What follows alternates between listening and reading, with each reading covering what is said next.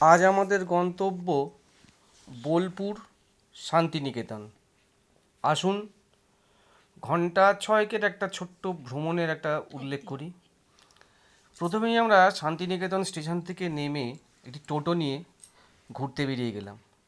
প্রথমেই যে বটগাছটি দেখতে পাচ্ছেন, এই জায়গাটি নামই হচ্ছে তিন পাহাড়। এটি আমাদের ছোটোবেলায় সহজপাঠে যে বটগাছের ছবিটা দেখতে পাই, এই সেই বটগাছ, যেটিকে তিন পাহাড় নামে উল্লেখ আছে। আসুন দেখুন ছবিটা, এই তিন পাহাড়। এর পরে যে কুঁড়ে ঘরটি দেখছেন, এটি হচ্ছে তালধ্বজ। দেখতেই পাচ্ছেন তালধ্বজ। একটা সময় আগে এর ভেতরে ঘুরে ঢোকার সুন্দর করে ছিল, বর্তমানে এখন আর সেই জিনিসটা নেই বিশ্বভারতীর নির্দেশে। এবারে যে কাঁচের ঘরটি দেখতে পাচ্ছেন, সেটা হচ্ছে উপাসনা গৃহ। রবীন্দ্রনাথ ঠাকুরের পিতা শ্রী দেবেন্দ্রনাথ ঠাকুরের উপাসনা গৃহ, যেটি হচ্ছে পুরোপুরি বেলজিয়াম কাঁচ দিয়েই এই ঘরটিকে তৈরি করা হয়েছে। আমরা এরপরে এগিয়ে যাচ্ছি সেই রবীন্দ্রনাথ ঠাকুরের ছাতিমতলায়, কিন্তু বর্তমানে এই ছাতিমতলায় আর সেরকমভাবে সময় সুযোগ কেউ ঢুকতেও দেয় না। তাই আমরা বাইরে থেকেই যতটা পেরেছি আপনাদেরকে গাইড করার চেষ্টা করছি। দেখতেই পাচ্ছেন মনোরম সুন্দর একটি দৃশ্য। ওই সেই ছাতিম গাছ বা ছাতিমতলা। এবার আমরা এই ছাতিমতলা থেকে একটু এগিয়ে যাব আরও কিছু দেখতে। এটা হচ্ছে ইগলু, মানে বরফের দেশে যারা বসবাস করত সেই ঘরের আকৃতিভাবে এই ইগলুটি তৈরি করা আছে। বরফ এর পরে যেটি, সেটি হচ্ছে আমাদের সপ্তসুরের যে সুর, সেই সুরেরই আকারে ওই রিডগুলো তৈরি করা আছে, সারেগামাপা। এরপর কিছু আর্কিটেকচারের বা মডেল যাই বলুন না কেন, এগুলো তৈরি করা আছে বা ওখানে আছে, দেখতে পাবেন। এরপর বিখ্যাত অর্থনীতিবিদ শ্রী অমর্ত্য সেনের বাড়ি প্রতীচী, এবং তার উল্টো দিকে হচ্ছে ওনার পিতার অফিস ঘর ছিল। ওই যে বাড়িটি দেখতে পাচ্ছেন, ওটি অমর্ত্য সেনের বাড়ি। বর্তমানে ওখানে একটি কেয়ারটেকার থাকেন, ওখানেও ঢোকা নিষেধ। এরপর আমরা আস্তে আস্তে এগিয়ে যাচ্ছি বল্লভপুরের অভয়ারণ্য। অভয়ারণ্য বললেই মনে যে ভয়ের ব্যাপারটা থাকে সেটা নয়, এখানে প্রায় নয় নয় করে বাচ্চাদের ভালো লাগবে। হরিণ কিছু দেখা পাবেন, কিছু বিরল প্রজাতির পাখি দেখা পাবেন। একটা কথা বলে রাখি, এই অভয়ারণ্যে ঢুকতে গেলে আপনাদের কিন্তু ভোটার আইডি অথবা আধার কার্ড প্রত্যেকের সঙ্গেই রাখবেন।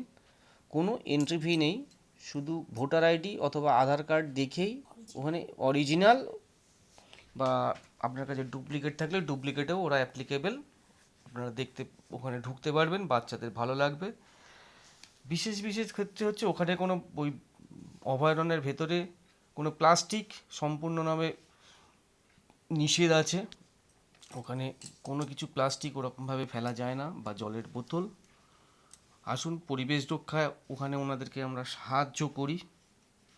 এরপর গভর্নমেন্ট অফ ইন্ডিয়ার আর্ট অ্যান্ড কালচারাল ক্রাফটের একটা মেলা প্রাঙ্গণ, এই মুহূর্তে ঠিক নামটি মনে পড়ছে না, তবে এখানে একটি এন্ট্রি ফি আছে। সেটা হচ্ছে গেট দিয়ে ঢুকেই বাঁ দিকে এন্ট্রি ফিটা নিয়ে ভারতবর্ষের বিভিন্ন রাজ্যের আদিবাসীদের যে সাংস্কৃতিক পরিমণ্ডলের যে কৃষ্টি বা সাংস্কৃতিক পরিচয়, তাদের সেই এগুলো ছোট আকারে এখানে তুলে রাখা হয়েছে। আমাদের নর্দার্ন ইন্ডিয়া বা আন্দামান, মেঘালয়, এইসব বিভিন্ন প্রভিন্সের আদিবাসী বা লোক সংস্কৃতির যে ধারক বাহককে এখানে সুন্দর করে তুলে রাখা হয়েছে। প্রথমেই আমরা এখান থেকে ঢুকে একটি মুখোশের যে ঘর আছে বা মুখোশের যে জায়গাটায় পুতুল ঘর, সেই পুতুল ঘরে ঢুকবো। আসুন পুতুল ঘরের সেই সুন্দর পুতুলগুলিকে আমরা একটু দেখে নিই। বিভিন্ন পুতুল, মুখোশ দেখতেই পাচ্ছেন, সব সাজানো আছে দেওয়ালে। আশা করি আপনাদের আমাদের এই ছোট্ট প্রয়াসটিকে বা ভিডিওটিকে আপনারা লাইক করবেন, কমেন্ট করবেন, শেয়ার করবেন এবং আমাদের পাশে থাকবেন।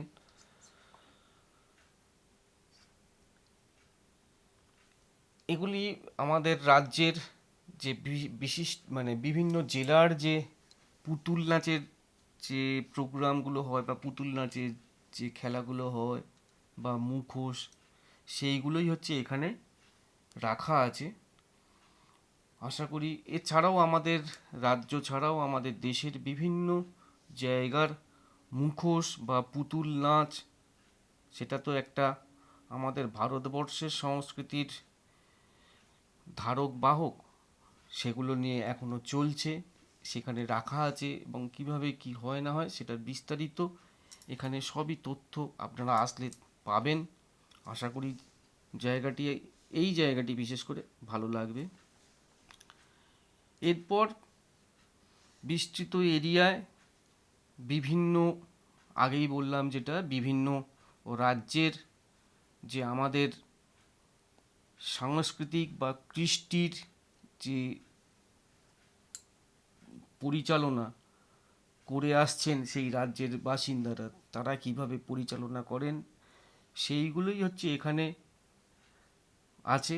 আর এছাড়াও কিছু কিছু যে আর্ট অ্যান্ড ক্রাফটের যে কাজগুলো দেখছেন, বিশিষ্ট বিশিষ্ট শিল্প বিশারদদের এনাদের কাজ এখানে রাখা আছে, সুন্দর করে সাজানো গোছানো। আপনাদের জিনিসগুলো ভালো লাগবে। অ্যাকচুয়াল বর্তমানে যে সেলফি যুগ, সেই সেলফি যুগের ক্ষেত্রে এই জায়গাটি খুবই সুন্দর আশা করি। তবে আমরা ছিলাম যেহেতু বর্ষার মধ্যে, ওই জন্য একটু ওই জায়গাগুলো কাদা ভর্তি ছিল। আপনারা যখন যাবেন আশা করি শীতকালে খুব ভালো লাগবে আপনাদের। দেখতেই পাচ্ছেন বিভিন্ন রাজ্যের যে বাদ্যযন্ত্র বা আনুষঙ্গিক ওনাদের যে কালচারাল যে প্রোগ্রামের যে জিনিসগুলো, সেগুলো সবই এখানে রাখা আছে। এই ভিডিওটিতে আমরা প্রথমে যখন শান্তিনিকেতন থেকে টোটো নিয়েছিলাম, টোটোর সঙ্গে একটু বার্গেনিং যদি আপনারা করে নেন, করে নিলে আপনাদের বরং সুবিধে হবে। অনেকে 400, 500, 600 চায়, বার্গেনিং করলে ওটা মোটামুটি একটা রেঞ্জের মধ্যে চলে আসবে। ঘন্টা 3-4 মধ্যে আপনার এই শান্তিনিকেতন ঘোরা এবং তার সাথে সাথে দুপুরবেলায় সোনাঝুরি হাট, যেটা বর্তমানে শান্তিনিকেতনের অন্যতম একটা আকর্ষণের কেন্দ্রবিন্দু। শান্তিনিকেতন ঘুরে ওখানে রাস্তার উপরেই ছোটোখাটো প্রচুর হোটেল আছে, যেখানে আপনারা সস্তায় খেয়েও নিতে পারবেন, পেট ভরা খেয়েও নিতে পারবেন। ভালোই লাগবে আপনাদেরকে। এই ভিডিওটা কেমন লাগছে সেটা অবশ্যই আপনারা কমেন্ট এবং লাইক করে জানাবেন। আর অনুগ্রহ করে যদি একটু সাবস্ক্রাইব করে দেন, সেটাও আমাদের পক্ষে আরও উৎসাহব্যঞ্জক হবে। দেখতেই পাচ্ছেন ভিডিওটিতে বিভিন্ন প্রভিন্সের যে, এটা হচ্ছে একটি তুলা যন্ত্র, এটা একটি টোঙা, কোন রাজ্যের কি কি কোন রাজ্যের কি কি চলছে, মানে কিভাবে কি চলে না চলে, সেইগুলোই হচ্ছে এখানে তুলে ধরা আছে। এখান থেকে ঘুরে আমাদের পরের গন্তব্য হচ্ছে সেই রবীন্দ্রনাথের বিখ্যাত কবিতা আমাদের ছোট নদী চলে আঁকে বাঁকে। তা আমরা আস্তে আস্তে এখানকার পর্বটিকে চুকিয়ে আমাদের গন্তব্য শুরু হবে সেই আমাদের ছোট নদী চলে আঁকে বাঁকে কোপাই নদীর দিকে। আমরা এর পরে আস্তে আস্তে করে এগোবো। আসুন, যাওয়ার পথে কিছুটা মনোরম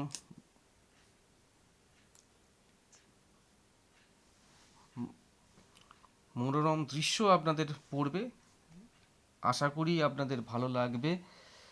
ছোট ছোট পুতুল দেখতে পাচ্ছেন বর্তমানে। আপনাদেরকে আগে একটু বলে রাখলাম কোপাই নদীর কথাটা, কারণ এর পরের এটাই হচ্ছে কোপাই নদী হয়ে আমরা যাব সোনাঝুরি হাট। এছাড়াও এখানে কিন্তু এদিক আর একটি সুন্দর ব্যবস্থাপনা আছে, হাতে যদি সময় থাকে, যদি আপনারা একদিন শান্তিনিকেতনে কাটাতে চান, তাহলে এখানে একটি ওপেন অডিটোরিয়াম আছে, যেখানে প্রত্যেক দিনই কিছু না কিছু সাংস্কৃতিক গান, বিশেষ করে বাউল সঙ্গীতটা হয়। আমাদের এই ভিডিওতে এক ভদ্রলোকের একটা ছোট্ট ভিডিও করা আছে, 1 মিনিট কি 2 মিনিটের জন্য। দেখতেই পাচ্ছেন এই সেই ভিডিও, আর ভালো লাগবে আপনাদের, কারণ এনাদেরকেও সমাজের মূল স্রোতে রাখতে হবে। আমরা শুধু ভিডিও দেখলাম আর ওনাদেরকে শুধু ভাইরাল করলাম, সেরকম করলে হবে না।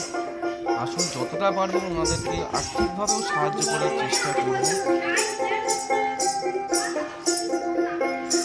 10 টাকা আছে। লাল পাহাড়ির দেশে যাবি, হারিয়া মাদল পাবি, কত মেয়ে মরদের আদর পাবি রে। অডিটোরিয়ামটা দেখছেন, চেয়ার আছে বসার। লাল পাহাড়ির দেশে যাবি, হারিয়া মাদল পাবি, কত মেয়ে মরদের আদর পাবি রে।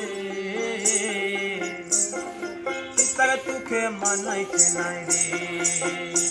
হ্যাঁ, লাল পাহাড়ির দেশে যা, রাঙ্গা মাটির দেশে যা।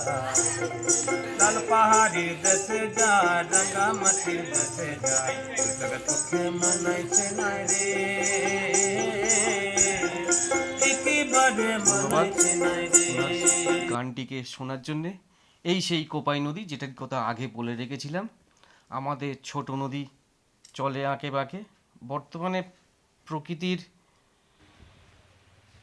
যে কোনো কারণবশত আর ছোট নদী এখন সত্যিই ছোট নদী হয়ে গেছে। নদীর জায়গায় নালা বলাটাই ভালো, কিন্তু বর্তমানে এটাও একটি দর্শনীয় জায়গা, কারণ রবীন্দ্রনাথের স্মৃতি বিজড়িত জায়গা এই সেই কোপাই নদী, যেখানে বসে উনি অনেক অনেক কিছু উপহার বা আমাদেরকে দিয়ে গেছেন এই সমাজের জন্যে। তারপরেই হচ্ছে ভিডিওতে এই সেই সোনাঝুরি হাট, যেখানকার আদিবাসী বলুন বা ওখানকার স্থানীয় ব্যবসায়ীরা আসে, ব্যবসা করে। এছাড়াও সুন্দর সুন্দর আপনার মাটির গান, আদিবাসীদের গান, নাচ হয়। আশা করি আমাদের এই ভিডিওটি, এই পর্বে আপনাদের ভালো লাগবে। আপনারা লাইক, কমেন্ট এবং